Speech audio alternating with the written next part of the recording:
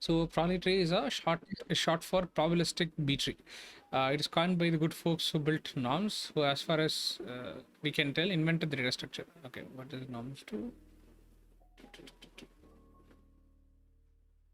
It's a centralized database philosophically centered from Git version control system. Oh, interesting.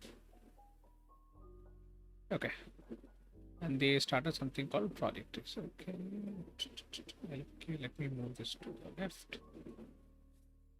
A Prolly tree is a data structure closely related to a B tree. Prolly trees are generally useful but have proven particularly effective as the basis of the storage engine for version control databases.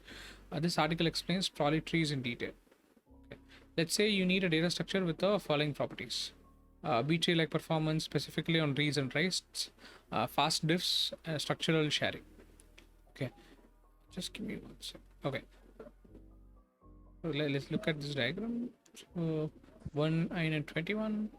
It says some particular string over here which has 3 internal nodes and 1 root node. Okay, so I'm reading this diagram just to so that if I can make sense of it earlier, if I can get some understanding, right?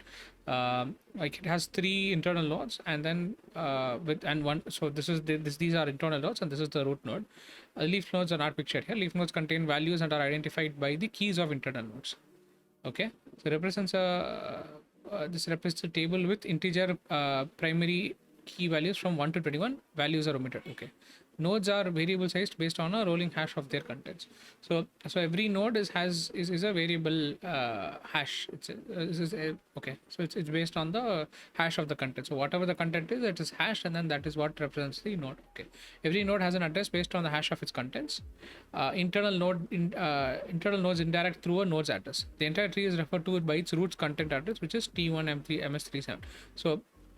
So this particular node, right? So what based on whatever the content is, it is hashed, and this hash is basically some sort of an ID, right? Similarly, every node in this particular tree structure has some content, and that content is hashed, and that becomes its identifier of some sort, right? Okay, at least that's what I got out of it. Let's see, read more, and then see if we can get makes more sense. So let's say you need a data structure with the following properties, which has B-tree like performance, specifically on reads and writes, fast diffs, so the ability to compare two versions efficiently, and structural sharing. Any given portion of the data shared between the versions is only stored once. Okay, a Prolly delivers these properties, which allows a random read of log k of n, same as a B-tree. Random write is also random write is 1 plus k by w into log k of n. Okay, we'll have to make sense of this.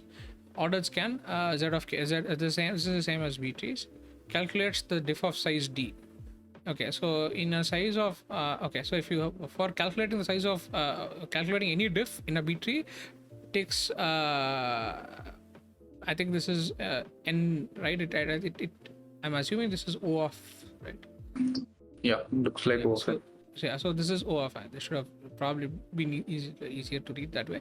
But this takes O of n. But the optimization here is that Prolly trees can do it in O of t.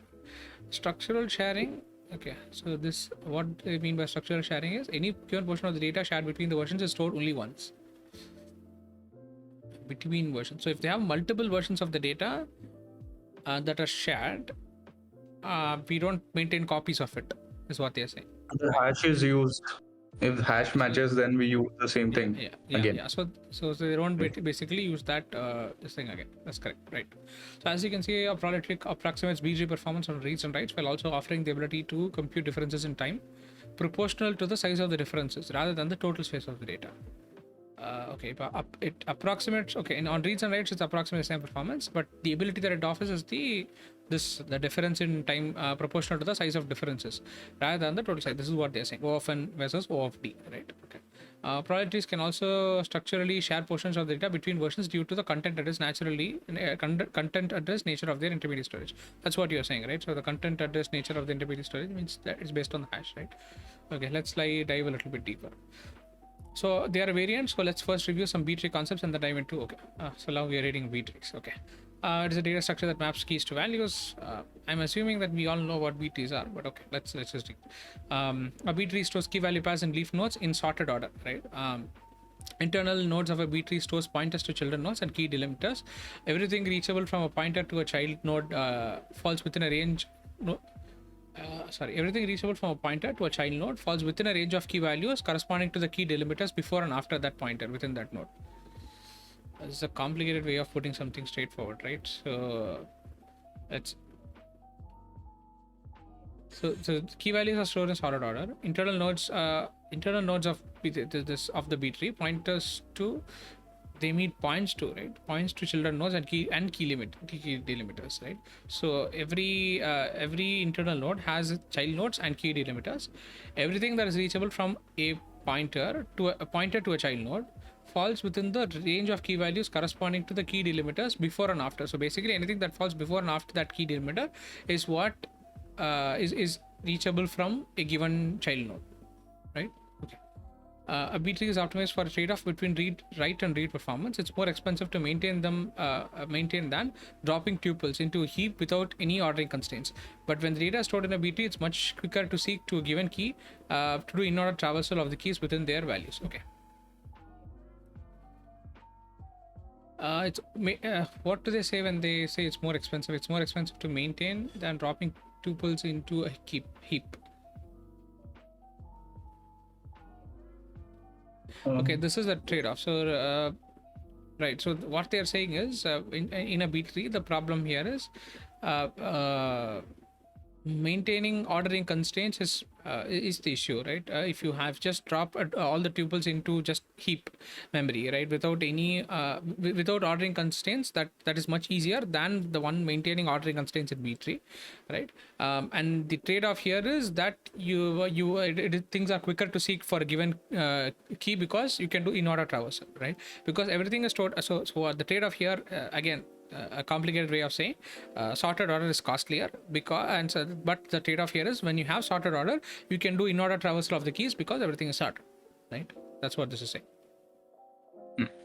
So I will finish this and then I'll just pause for a discussion. So, however, finding the differences between two B trees requires scanning both the trees and comparing all the values, right? So that makes sense, right? So if you have to compare everything in both the trees, and then that operation is going to be slow for large trees. It makes sense, right? Also, the writes to B trees are not history dependent. The orders of the writes internally changes the structure of the tree. The storage cannot be easily shared between two versions.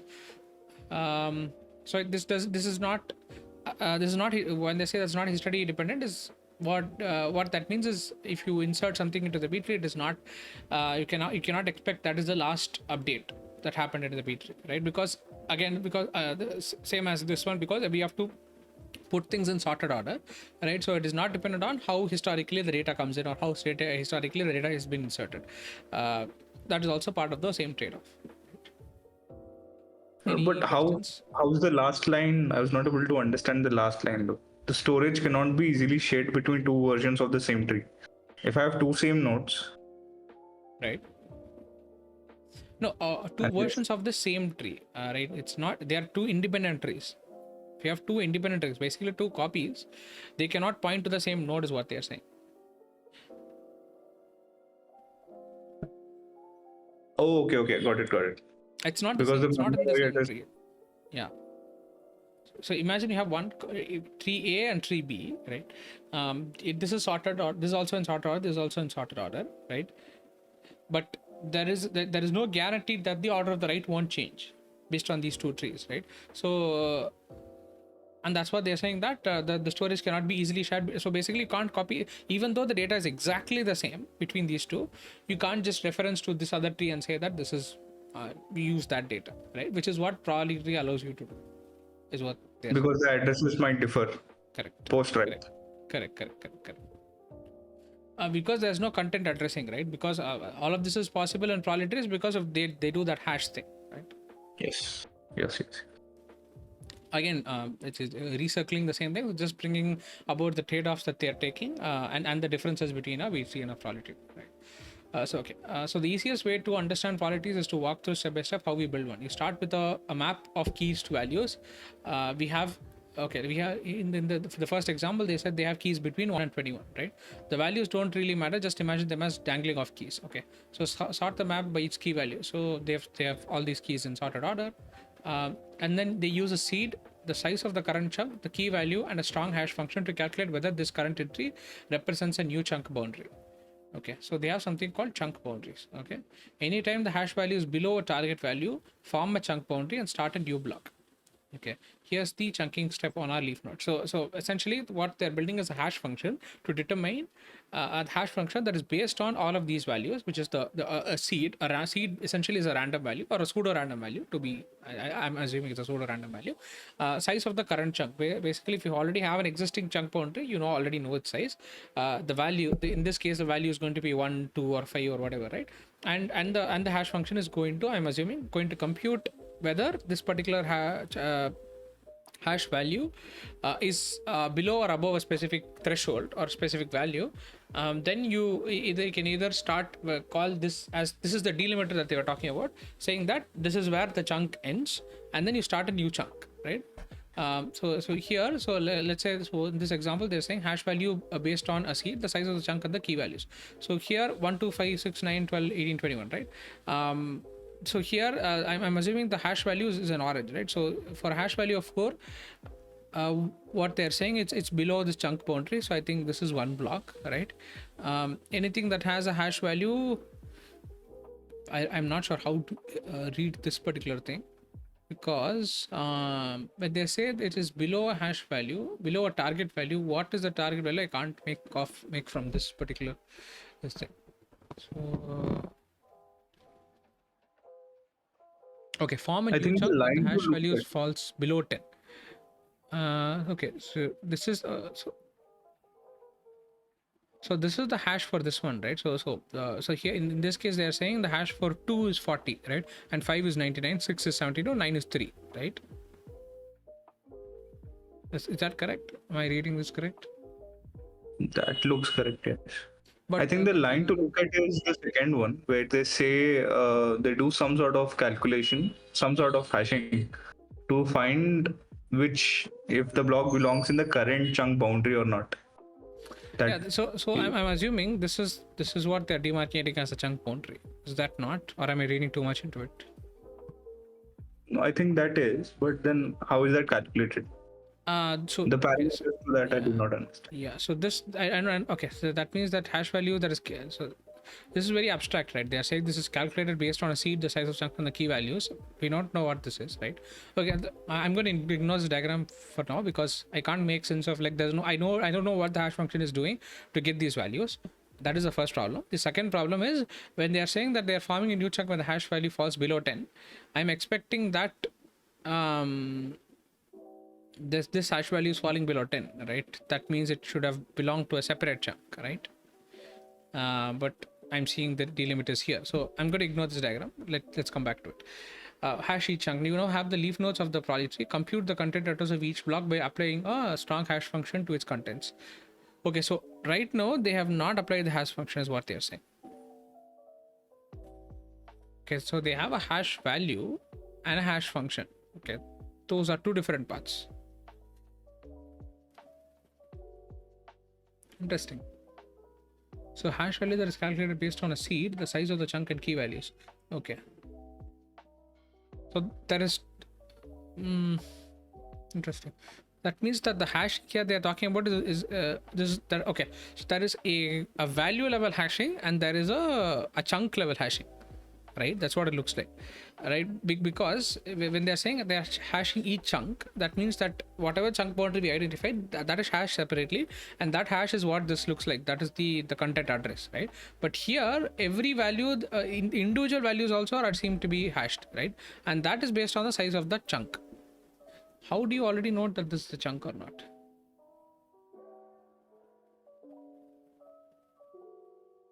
It's strong hash. So anytime the hash value is below a target value, form a chunk boundary and start a new block. Here's the chunking step for our leaf nodes. So 1, 2, okay, so I think we do not have enough data for that hash function yet. we don't even know how this hash value is coming through. Okay. If the length of your list of content address is 1, then you're done. This is the content address of the tree. Okay. Build a new map. Otherwise, form the next layer of Prolly tree by creating a map of the highest value in the chunk and the content address of that chunk. Okay.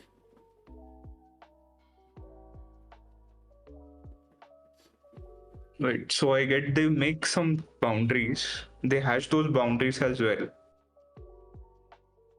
That No, is fine. the simplest thing that I don't understand here is,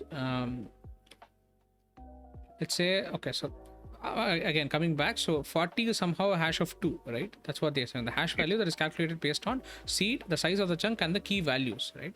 So let's say this is the chunk size, right? Seed is some random number, right? So this is 40, 99, 72, and 3. Okay. You form a new chunk when the hash value falls below 10. So that means there are 3 chunks here, right? That's what they're saying, right? 1, 2, 5, 6, 9, and 12, 8, 21. So 3 chunks. So this doesn't make sense. So I don't know if there's a typo here somewhere, right? If this is, yeah, I don't know if this is a typo or I'm not getting it, because like I have 3 chunks. You're saying that the hash value falls below 10. The hash value is not falling below 10. So here it falls below 10. So ideally 1 and 9 should have been the same. Oh, I think I get it. I get it. So if you come to the very Okay, first item, yeah, so the go on. very first item hash value is 4, right? So it is below 10. I make a new chunk. I go to second, it's 40. Fifth, it's 99. Oh, so Sixth this is is 7. it's a list of okay, I got it. Now, okay, makes sense, makes sense. So basically, it's an iterative thing, right? So basically, it's a list of values. Think of this as a list of values, and then every time it's below 10, you form a chunk, and then you increase you increment, go each time, find the hash value, create a new chunk, right? Yes. Correct, Okay, correct, now I correct. got it. Okay. So it does. So the chunk here does not mean that they are grouped per se. It's just chunk at that particular value. Because when you hear the term chunk, right, you usually think of things that are grouped together in some form, right? That's what I when you say chunk, that's, I mean, intuitively somehow I thought they meant grouping, but they are not grouping anything here. So what they are doing essentially is just creating a section, and that is based on some arbitrary condition. The arbitrary condition here is the target value. The target value they are set here is 10.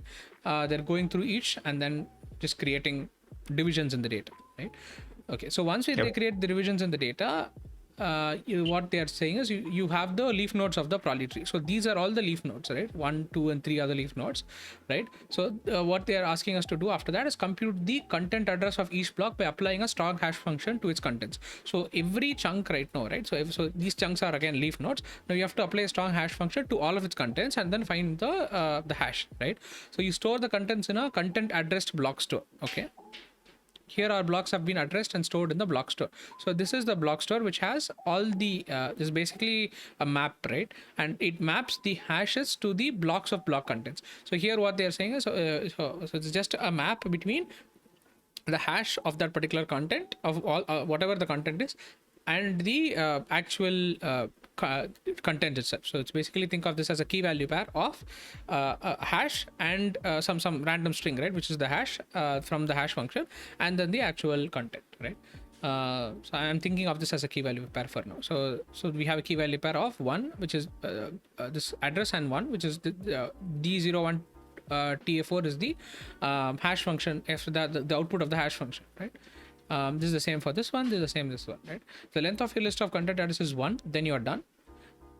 Okay, so if the length of your list of content addresses, here the length of content addresses are 3, right? Okay. Right. So if what that means is, if you have only one leaf node in this particular block store, that means that is your tree. You're done. But if you have more than one, so in this case we have 3, we need to build a new map, right? So we have 3 content addresses over here, right? So the next you need to form the next layer of Prolly tree by creating a map of the highest value in the chunk and the content address of that chunk. Okay, so highest value in this chunk is 21. This is 9 and this is 1, right? Here's what those entries look like. So the interval tree, so essentially we are trying to build a tree, right? And in this particular this one is the highest value, this is 9 is the high value, this may 21 is the highest value.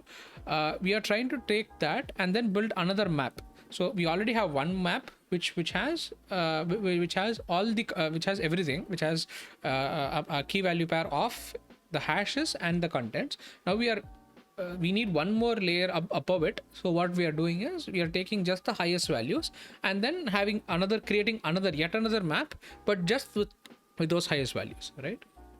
I think up until now it's clear. I'll finish this step and then we can go back for questions or any discussion that we want to have. So use the sorted key value pass for this new map as input to step 2. Return to step 2 for this. So essentially we have to find until a point where we can chunk it to a point where there's just one content address, right? Is what they're saying, right? If so we'll have to basically divide it unto a point where there's only, like here there are 4, right? Up until a point where we just reach one, just one content value, we'll have to keep doing this, right? Do this recursively, right? So yeah, until the steps 4 condition reached, right, that's what they're saying. So the length of your list until it reaches content address 1, you'll have to keep doing this, right? So after that it becomes this one, right? That's yeah. But again, one thing that I understand is they said we have to return back to the first one, right? I was assuming that we'll have to do it a few more times, no? Right? The thing I'm not sure is once we return to step 2, what would the parameters look like for step 2? So use the sorted key value pairs of this new map as input. So So you use 1, 9, and 21. 1, 9, and 21. Right? So okay, 1, 9. Okay, let's say we have 1, 9, and 21. Then that means you need to create a chunk here, right? Yeah. So then we will get 3 chunks here. No, we have to calculate based on the hash value, right? Like, so 9 has a different hash value, right? 9 we saw was 3. 1 was 4. 1 was 4. 21 was 33, right? So that means if you have 1, 9, and 21, that means again 21 hash is 33.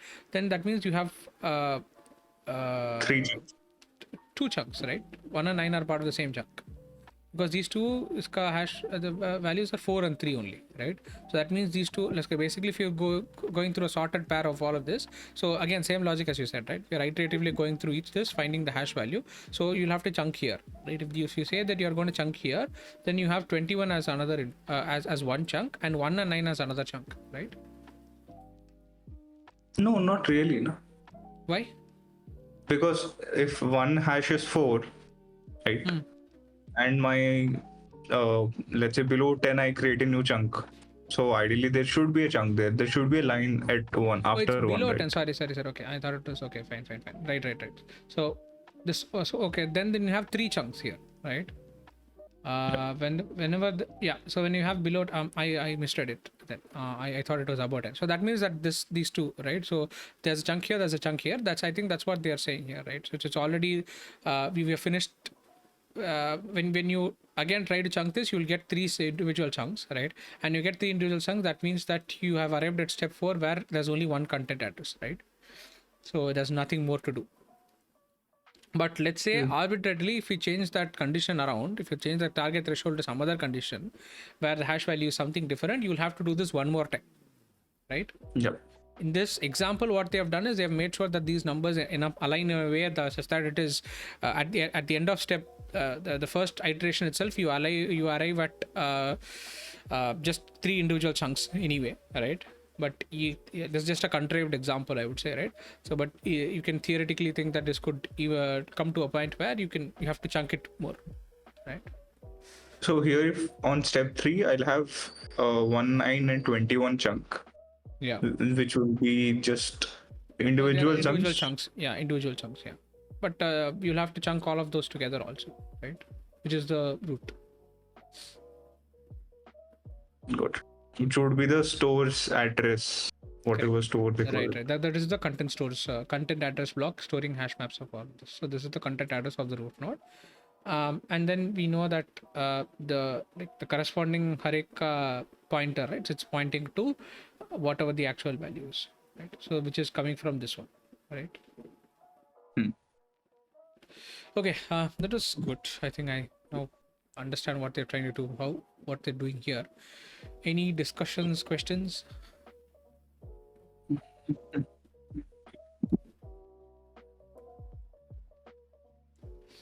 Or was it too much? Like it. Easy, straightforward? Nothing. It's fine. The only step, the step 3 का last line जो है, where they have like one, they say if you have, no, sorry, step 4. Hmm. If the length of your list of content address is 1, then you're done. So ideally, if I have 1921, I'll have 3 items here. Hmm. So list of, You will chunk again, but you will still end up with 3 separate ones, right? so here, what does that mean? If the length of your list of content address is 1, what does that mean? This, when you do this, right, when you chunk and then you create 3 separate, so here you chunk here, you chunk here, right? So you'll have 3 separate chunks, but the moment you try to hash that chunk, there's already only a single content value, right? It already has a hash. That means that you this block store that you have, right, it already has just one value, right? Like the size is 1 dot, so you don't have to do anything after that, is what they're saying. So if you end up with the size of a content address that has just one value, think of that is when you should stop recursing. So basically, if you're doing this recursively, you're trying to build a tree, right? You're doing this recursively, trying to you need a breaking condition, right? And the breaking condition here is when you arrive at a list which just has one value, that means that is no longer it does not have any child nodes. Right? That's what it means, right? So here this does not have any child nodes. There's no other value that can be smaller than that particular hash target value right here in this particular case. So you, because why there are 2 possibilities. Either all the values in that particular this thing are smaller than this, or you don't have any other child nodes at all, right? That is how you have picked here, right? Because you've picked with the largest value, right? Here in this case, this is the largest value, this is the largest value, this is the largest value. So there are no other ways of bifurcating this, right? So and another way of putting that would probably be if your content store has all list whose length is just 1, then break. Correct. Makes sense. Again, that's my understanding. Yeah. Okay. So the magic of Prolly Trees is not seen on. I'm guessing that we have. That's all the questions. If you have anything, just let me know. Maybe we can discuss about that. But I'm just going to try to finish this article at least to some sense. So the magic of Prolly Trees is not seen in construction but on modification. As you will see, modifying a Prolly Tree changes the minimal amount of content addresses. Minimal modification means more structural sharing of contents because fewer content addresses changes. Okay. If we update a value, we walk the tree by key to the left node holding the value. We then create the new leaf chunk by directly modifying the existing value in the copy of the existing chunk. Copy on right. Okay. After the edit, we recalculate the content address of the chunk. We then walk up the tree, recalculating each internal content address up to the root of the tree. Okay. So if we update a value, we walk the tree by key to the left node holding the value. Okay. So if we say updated value identified by primary key 9, right? So that means so they walk the tree by the key to the left node leaf, sorry, not the left node, the leaf node holding the value, sorry. So the key to the leaf node here is this one, right? So COZ, this is the key. Basically this is where the actual data itself is, right? We then create the new leaf chunk by directly modifying the existing value in a copy of the existing chunk. Okay, so how do they where have they mentioned nothing in the diagram? There's nothing, no mention of copy. Right, so essentially they just copy of this so they already know the chunk, right? They already know what the chunk is, right? They take that chunk, right, and then update the existing value in the chunk itself. So what they're doing is, think of this as 2569 is the chunk. You take a copy of it, essentially a snapshot, right? And then remove 9 and replace it with some other value, right? And then they recalculate the content address, right? So here with 9 in this particular scenario, you have the content address, right? But right now this is going to change, right? Node, only one of the 3 internal nodes changed, so only this node changed. So here we wanted to update this one, right? So since this changes, now all of this has to change, but these nodes don't change. So that is what they're saying is the advantage of having a Prolly tree, because you have this this sort of an in place update, right? So you're traversing to only that node, particular node that you want to change, and then you are recalculating that particular content address, and then that sort of blows up to the top, right? But it does not affect any of the adjacent nodes. In this case, these nodes remain unaffected, right? I guess that Makes sense. So that is the copy on right. So it is a technique used to efficiently implement a duplicate copy on modifiable resources. It's a very common technique. It's called cow. Yeah. So why not do it in place, right? Then why do we have to copy? Just so what is the trade-off? Okay, so let's say how are they actually? Okay, so it depends on how this internal data structure itself. I'm assuming this is a list, right? So think of this as an array. Why do they have to copy that particular node chunk into another?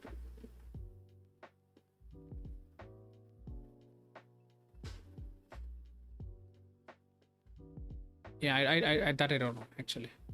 We can try to find out. Why does Prolly Tree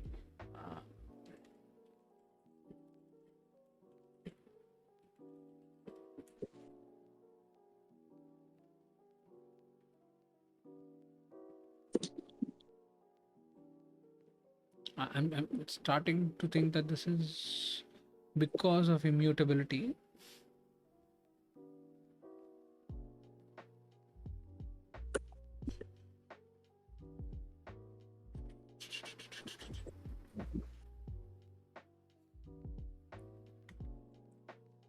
This is something that I've been doing.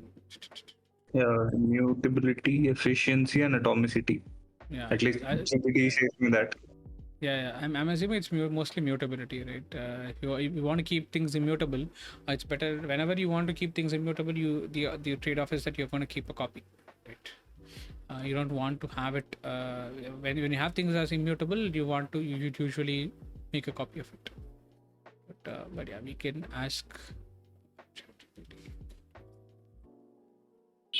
Oh, I think one other reason is sort of do they maintain history by any chance?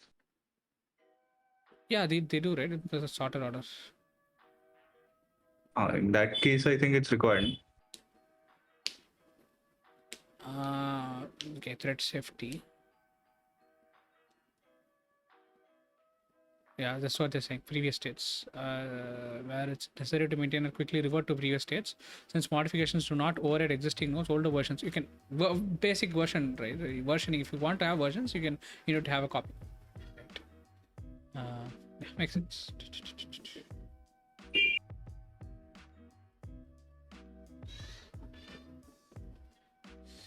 Okay, so let's go back. Just use Arc. Why are you struggling with Safari? I have my arc of working with Arc is done. I don't work with Arc. I used to use Arc. I don't use it. And I found that Safari at least is pretty fast when it comes to just starting, just quickly opening a website. Safari is usually pretty quick. It has its own issues. I know I use Edge also, the other way, but you see I have Arc here. I was an early adopter for Arc, but I don't use it as much as I want to anymore. I just figure out that I don't like tabs over here. So it's such a choice. I was like an avid user for some time, tried very hard using it, and then I just figured out this is a more of a cognitive overload when you don't have when you have to switch to other browsers, right? If you're using multiple browsers, if you're used to using like a multi-browser setup, I'm used to having multiple browsers because one is if I'm doing like work and personal stuff or something, right? I usually don't have that in the same laptop. But even if I'm just browsing YouTube, or if I'm opening some website that I want to have it in a separate browser usually, right? This is like a standard practice that I follow. Even in those cases, the cognitive overload would be that I have tabs on the left here and then I'm used to arc and things like that, and I figure that I like it as much anymore. And as time went, I felt that arc actually slowed down a lot. I don't know if it's the case for you, but I'm on an M1 Mac, and even on an M1 Mac, this is it was pretty sluggish when I had like 10-20 tabs open. But again, this was like a month back, probably. I don't know if things might have improved, like a couple of months back, but things might have improved.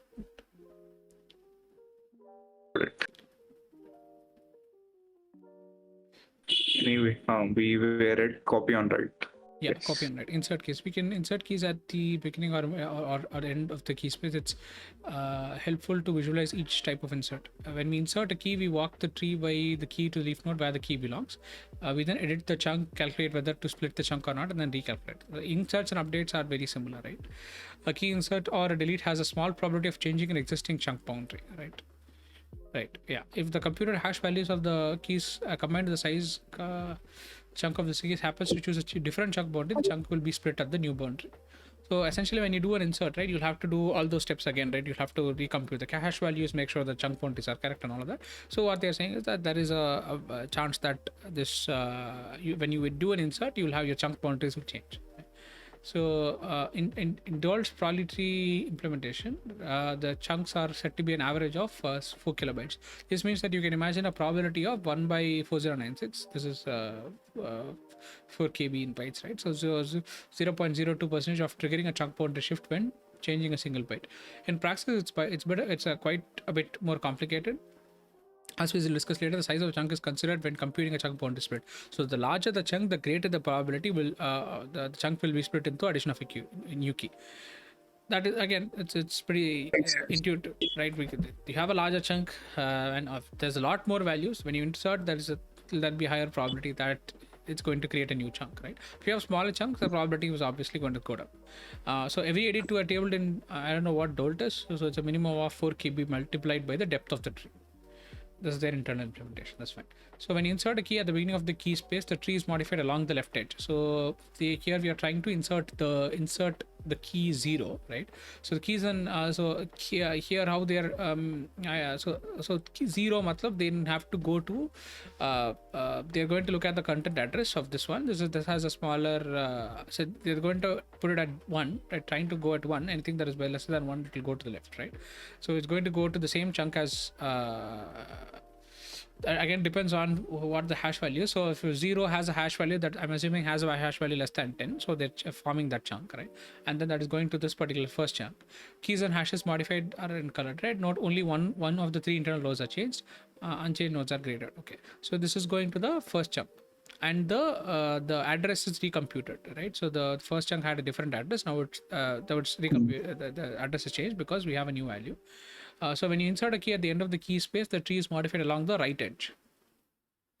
So this is insertion can happen at the start or at the end. So this is that's what this is talking about. So that is why this chunk is put here, right? So if you insert a value that is greater than this one, so the greater than the last content address, right? So this is 21, right? So if it's 25, so that means that this goes here, and there is a reshuffling that is happening here because now the 25 is the largest of that particular chunk, so this comes to the top. So since that comes to the top, this value is changed again, so this hash is again recomputed, right? Got it. Yeah. So you always check on value. Yeah. So so in the middle, when you insert a key in the middle space, the tree is modified along a spline. Okay. What does it mean along a spline? No idea.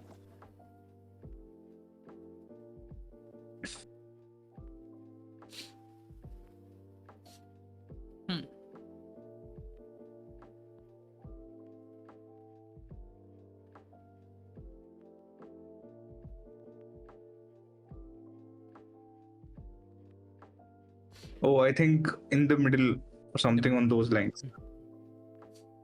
Because I just said in the middle, right? Okay. One of the three internal nodes changed. Unchanged nodes grayed out. Yeah. So here they are trying to insert 7. Say 7 meaning so it has to go into the center chunk. So it has to go to the center chunk. They order it, updated the content address. That again, this content address updated. The root node address also needs to be updated. Yeah, makes sense. So when you delete a key, the tree is modified under the same rules as an insert. So it's essentially the same, right? Because a delete or an insert, you're just going to update based on whether it's a beginning, end, or middle. You'll have to find the exact chunk where the update needs to happen, like insert or delete needs to happen, and then you remove that from the chunk, right? Again, that is again bound by the same rules of probability of increasing, like updating the chunk boundary. And they are saying for this particular scenario it's like 0.02%. So that means that the same rules for deletion also apply, right? You have a probability of increasing or reducing the chunk boundary. Okay.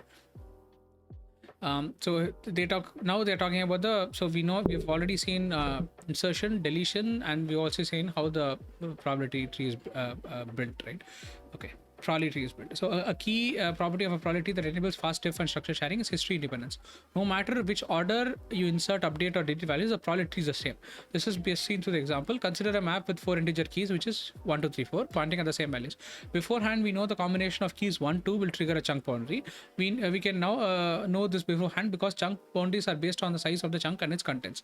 No matter which order we insert, update, or delete, if we end up with a tree with 2 leaf nodes, 1, 2, and 3 and 4, this also happens to be true if the keys have different values, right? The tree will be the same, but the chunks will have different addresses, right? Because the hash is going to be the same. That's what they're saying, right? Sorry. Insert 1 and 2. Makes sense.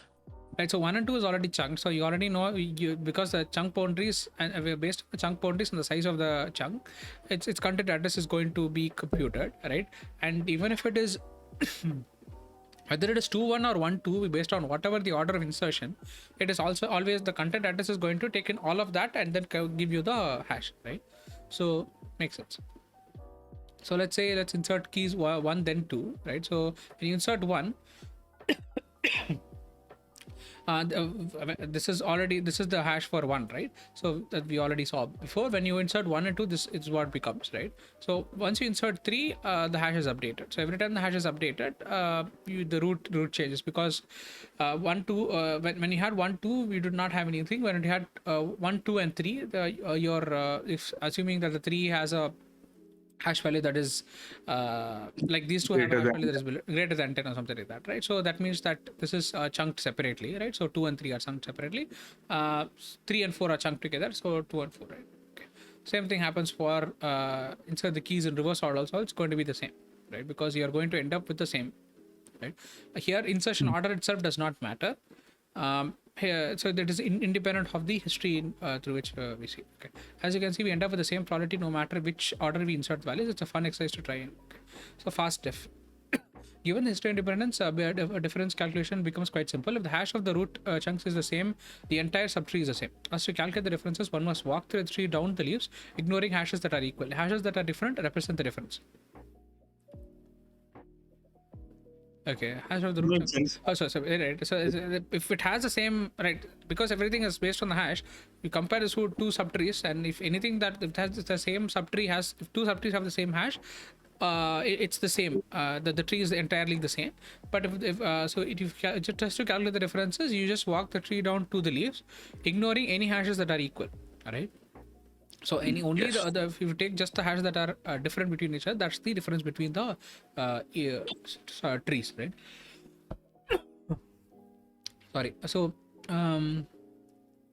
you find which hash is different, go 1 level down, find it out. So इसमें scan the chunk for looking for hashes that are different. So as you can see, it's the smallest rotation, not the size of the tree. This makes finding the smallest differences in very large trees very fast. Okay. Okay, one thing I don't understand here is, okay, just give me a second. So here, these two are starting with the same trees, right? Are they not? The slight difference there is assuming 9 ka hash for some reason or the other is different on the right hand side.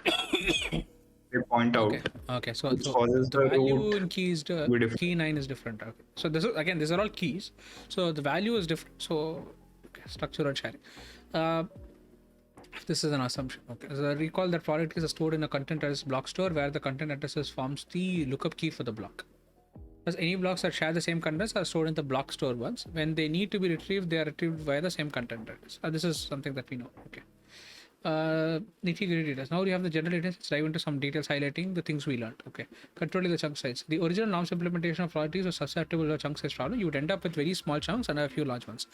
It was a geometric distribution with an average size of 4 kilobytes. This is the pattern that one would expect from repeated rolls of rolling a hash function, right? Let's imagine you have a 6-sided die. You walk along. This is an analogy. So you walk along the road picking up pebbles. For each pebble, you put it in a bag and roll the die.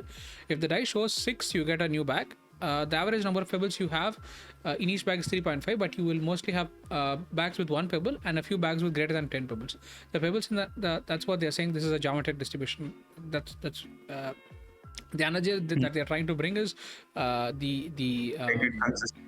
Almost. the geometric distribution that occurs when you pick a hash function like this, right? So the pebbles in the norms case was the key value byte stream and the dice was the rolling hash function, right? So large chunks created a particular problem, especially on the read path, because you are more likely to be reading from large chunks. Within each chunk, a binary search is performed to find the key you want. Okay, so the larger the chunk, the slower it is at O of log n, O of log n chunk size, right? The search is O of log n, right? Because it's a binary search. Okay, so you really want to keep a normally distributed chunk size. So you don't want a geometric distribution like this. So but for instance, instead you want a normal distribution of the chunk size. So what Dolt did is consider the chunk size when deciding whether to make a boundary. Given a target probability distribution function PDF, Dolt uses its associated cumulative distribution function to decide the probability of splitting a chunk of size x. Okay, so they use a probability distribution function to identify whether you need to split at a specific chunk size, right? So they're saying so this probability function of the end of the chunk minus the probability distribution function of the start divided by 1 minus CDF of start. Okay, so this calculates the target probability. End of probability minus start of probability divided by 1 minus the initial the start probability. Okay, so if the current size is 2000 bytes, the probability of triggering a boundary by appending a 64 byte key value is so here the end is 2064, right? So you start with 2000 bytes. So the chunk size right now is 2000 bytes. So now when you append you're going to append another 64 bytes. So your end chunk size becomes 2064. So minus 2000 divided by 1 minus 2000. So this is the probability that comes through, and then so and that's how they found that they want their chunk size to be normally around 4 kilobytes by using this approach. So that's how they get like a normal distribution instead of getting this, right? As larger chunk sizes increase, the 10 value that is there, it can change when you add or delete an item. Yeah, correct. So basically you're just saying the threshold for identifying the chunk size needs to is right. Earlier it is based, if it's based on arbitrary value, that's what they're saying. It is going to be you're going to get a geometric distribution. Again, that's my understanding. But if you have a probability distribution function to calculate that, I think that makes it easy. That gives you a normal distribution is what they're saying, right? So 10 can change. Yeah, I think that's what they're saying. Yeah. Okay, only consider keys. Norms originally probability considers keys and values when deciding whether to make a chunk boundary. Dolt's probabilities have the advantage of backing a SQL database. So SQL database defines schema with defined types, fixed types. Fixed types have maximum sizes. Thus, any updates to values can be done in place because the values will be the same size. If we compute the hash of contents using only keys, any fixed size updates to values is guaranteed not to shift the chunk boundary. Okay. Norms uses a rolling hash function that performed poorly for byte streams. Tables with ordered keys, specifically time series, where little changes that were problematic. This would lead to large chunks, so no chunk boundary was considered. By considering only keys which again are necessarily unique, Dawes function created chunk boundaries more normally. Okay, so this is the consideration, right? When earlier they were talking about whether to consider both the key and the value, right? So here in this particular, I think all of these examples we are talking about only keys. They are not talking about the actual values itself, right? So this is a B-tree example where we have keys between 1 and 21. This is their implementation, and they have seen that this is this is better in even in scenarios when you have like a time series DB where like you're not going to have I think they're using this for some time series this thing, right? Time series data where if very little changes at each sample were problematic. Okay, if you had ordered keys with specifically time series data where little changes at each sample were problematic, and you would have large chunks. So to avoid those large chunks, they are saying don't ignore the values entirely, and have just the keys. Okay, I think all of this is justification of why these people chose like a 4 kilobyte size, right? In comparison to whatever the chunk size was in the original implementation. This is like an updated implementation of some sort. So Prolly Trees themselves are block store agnostic. So if you only care about Prolly Tree data structure, you can skip this section. Okay. Do you want to read this? Okay. Encode the types of data in the store. Dots block. I didn't understand the part before. I think I lost it there. If you only use keys, does that mean the 10 value that you had above is changed to a key at the end? These what are does all key mean? These are all keys. So they have some specific value that they're backed by. So imagine this is you're trying to have a B tree of both keys and values, right? So here you have a B tree of just Prolly tree of just the keys, not the values. And then based on this key, you can identify what that value is, right? Got it. Does that mean you store the key to value map somewhere? Does that not? Yes. It's a trade-off for memory, right?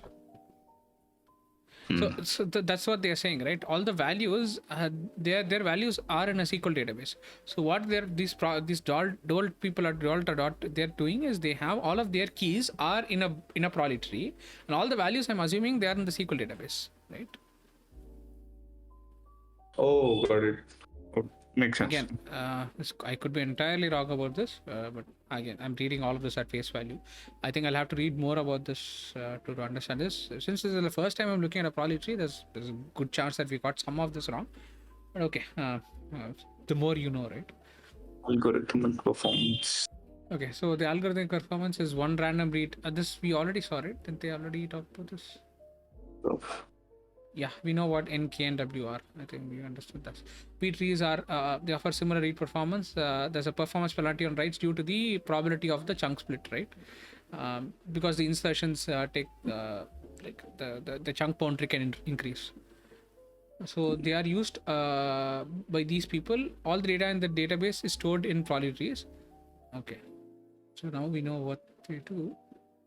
To commit graph for a Merkle directory allows for Git style version control on a SQL database. So it's the world's first version control SQL database. Is working proof of the combination of a commit graph with a Prolly tree. Okay, the table data is stored. The table data is stored in a Prolly tree as described. A map of primary keys to the values in additional columns. So each table version has an immutable hash of the data in the table. In SQL, tables also have a schema. So the table schema is stored in a much simpler Prolly tree and given a content address. So the SQL schema itself is in its own Prolly tree, right? So this is okay. This is interesting. Schema and data are hashed into a table root. So this is I'm assuming this is a SQL table, right? So the schema and data are hashed into a table root address. So S here is the schema, D is the data, right? And then this is schema, this is the data, and the data they divide into that it's its own Prolly tree. So the content address of the tables in the database are then hashed to form the content address of the database. So every table in the database itself has its own content hash, and then that sort of goes to the top and then forms the content hash of the entire database. So every database they has some sort of a content hash. Okay, we lay these database routes out in a commit graph of database versions. So any subtree where the roots have the same contents are only stored once. Okay, this is the version control that they're talking about, right? So since every content now has its hash, so since your database itself has a content hash, so every time something changes, if you can basically go back to like, this is the version control part of it where you're talking, right? Like how we can use git to go back to a previous commit by using a SHA-256 hash. They're using a similar approach to version controlling a database by going to a previous database root hash. But why do we have to go through all of this and not They just want. use migration? Let's say if I have all the migrations performed on a database till now. If I want to Those are roll both back to a alternative particular state, alternative approaches to doing the same thing, right? If you you could do both. I think Planet Skill does both, right? It allows you to have version controls on your. I'm assuming. I don't know.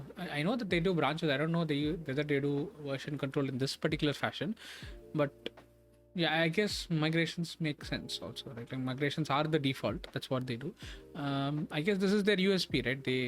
Their unique selling point is to have a what do you call a version controlled database is what they're calling themselves, right? So probably they'll have to do this. There's no, probably a okay. very specific reason why they do it, right? Because they like this Git style commit graph, and that is why it is very unique. But maybe this helps in terms of I don't know how they handle it. If it's better in terms for them for in some way or the other, right? There's probably a trade-off why they've chosen this approach, right? They wanted to be. I think they wanted to have it as close to Git. Right. I think that's the straightforward comparison that you're seeing, right? So the commit graph here is like they wanted to like resemble Git whenever, but you're talking to an actual SQL database. They're saying the Got put it. commits in a graph is allows for a representation of history, branches, and merges, core concepts of version control. So if you want to build like proper version control, which you can't do with databases today, and you have to rely on migrations, which can also obviously go wrong, but Git is generally more foolproof at all of this, right? Migrations can But obviously go wrong. migrations do not give you the flexibility of having branches, right? Right. But if you have to do branching, it's much more difficult. Correct. Exactly. You'll have to write your own abstraction on top of these databases to have branching. Right. I mean, I'll have to probably read more into how people do it. But, that's my understanding at least. Okay. In practice, Interesting. yeah. So approximately, okay, found the performance difference to be unrelated to politics. This is slower than MySQL. Okay, is implemented in Golang. Okay, equalizer is fast. Okay, compute differences in time proportional and size differences. Structurally shares the data across. Okay, so it's twice as slow than MySQL. Interesting. That's very So the win we are trying to get here is just writing finding it in a diffs. much the diffs basically imagine a system like Git for a database, right? That's where they're going with it. Right, I want to have everything that I do with Git, including branches and like I need to have like a nice graph of all the updates that happened and all of that, and how that possible. In Git they use something called as a Merkle tree, but here they're using something called as a Prolly tree. I don't know if there's the. I think Merkle tree is slightly different than this, right? I might. How is different from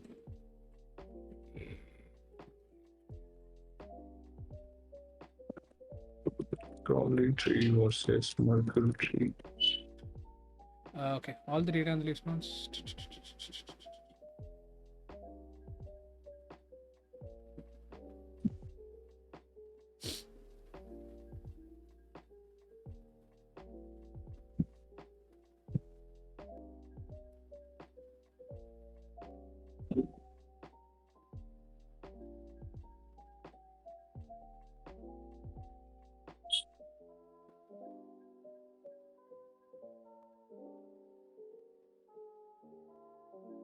Oh, it is a Merkle tree then.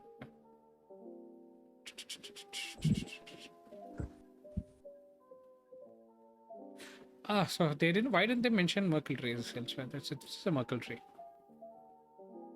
There are some differences though, at least according to GPT. Hmm. So Merkle trees in Prolly Trees, the copy on write that we do. Hmm. So basically, we're trying to save memory consumption here. And in Merkle, it says that, sort of more towards verification of commits and maintaining the integrity, checking the integrity of each change that you do. I'll paste the screenshot.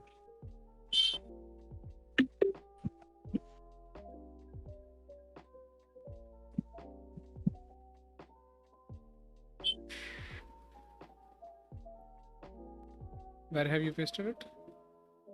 Yeah, this one.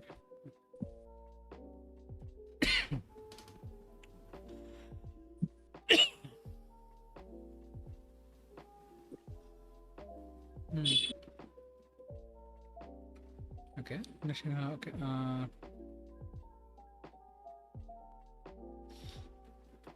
Verify the integrity widely used in distributed system blockchains. So the Store and Merkle trees don't use a retrieve copy data. on write, is it? Is that what they say? I think we'll have to verify this. Probably like I'll verify, read a little bit more about this, and then try to verify this. Git is a Merkle tree. Blockchain is essentially a Merkle tree in some sense, right? Or any Bitcoin, any peer-to-peer network is most. Yeah. Merkle trees are like all of these are Merkle trees. Like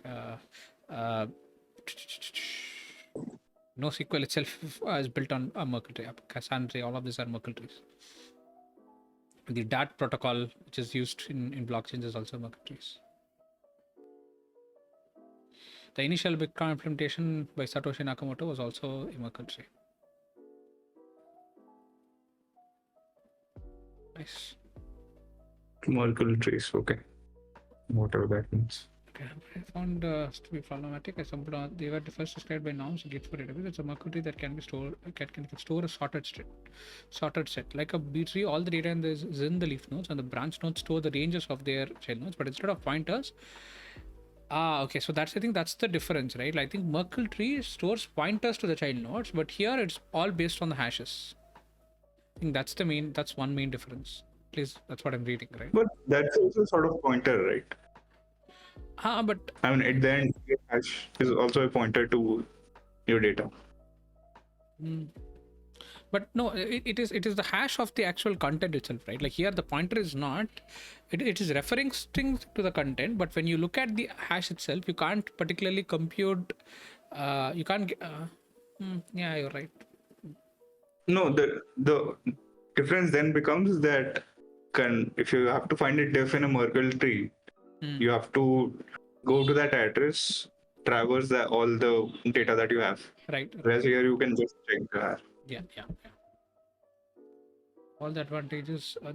Okay, but Merkle trees also I think can do easy diffs because I think they also do the same exact thing, but they don't use the hash.